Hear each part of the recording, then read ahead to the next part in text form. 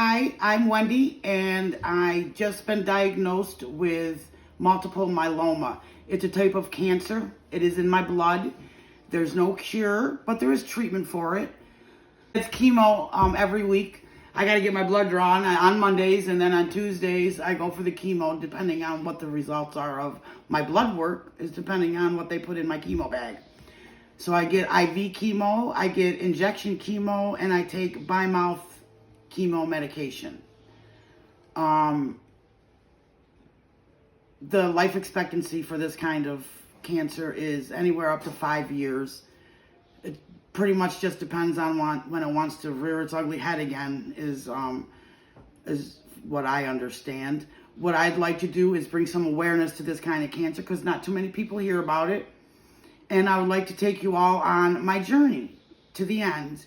Each week I want to do a video of how I'm doing, my good, my bad, my highs, my lows, let you know how the treatment is going, show you the process of what gets done to me every week. That'll be coming up later in my videos. So I thought I had bronchitis, and my husband's like, let's go get looked at, and I was like, it was a weekend, and I said, no, I'll just go to the doctor's on Monday. And he bugged me all day, kept saying, let's just go. So about 11 o'clock, I was like, well, I hadn't urinated that day, so I figured, well, I might want to go and get looked at. So I went in on a Saturday evening, and the doctor did some blood work and did some chest x-rays and stuff. And when he came back, he said he wanted to admit me. And I was like, what? I was pretty thrown off. I did not expect that coming. But he said that it's possible cancer, and he had to do more tests. So I was in the hospital for just about 2 weeks while they ran tests and did biopsies and found the diagnosis, which they kind of knew, but they had to have proof before they could say what it was. Again, it's called multiple myeloma. It is in your blood cells, in your red blood cells. What it did to me was it had overabundance amount of protein that the red blood cells were collecting, and then it went after my kidney, and therefore that's why I wasn't producing any urine. I can't come very close to having to do dialysis.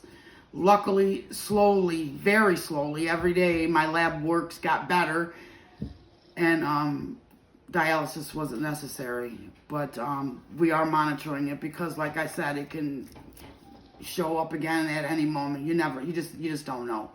While I was in the hospital, I was having a hard time breathing. I was a smoker. I haven't smoked since I've been out of the hospital, so go me. So yeah, I had oxygen on the whole time, and that was my fear when I got home. Oh my God, what if I can't breathe? I don't have any oxygen. But I've been pretty stable since I've been home, and had a couple shortness of breath episodes, but nothing to worry about. I'm maintaining everything as of right now. Eventually, I'm going to get a GoFundMe page going to help me. As, like I said, I was in the hospital for 2 weeks. My husband has to miss work. We live paycheck to paycheck. You know, our bills get behind when he doesn't go to work. I have no life insurance. There's no burial, and there's nothing planned. Again, people don't. Can't say people, but me personally wasn't planning on this happening. So I'll let you all know when I get that set up, and go further into details on that as that comes along. But again, I would like to invite you on my journey to the end and follow me through my weekly videos. Thanks, and have a blessed day.